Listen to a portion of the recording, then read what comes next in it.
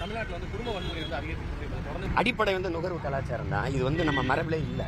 இப்போ வந்து மாடுக்கு பேர் மாடு இல்லை, நம்ம வச்சது தான் அது மாடு. மாடுன்னா செல்வம்னு பொருள் வருது, உங்களுக்கு புரியுதுன்னு நினைக்கிறேன். அதனாலதான் மாடெல்லாம் மற்ற செல்வத்தை குறிக்கிறதா. வீட்டுக்கு வர்ற மருமகளை செல்வ மகள் அப்படின்னு சொல்றதுக்கு தான் மாட்டு பெண் அப்படின்னு சொல்றதுக்குள்ள அதுல வருது.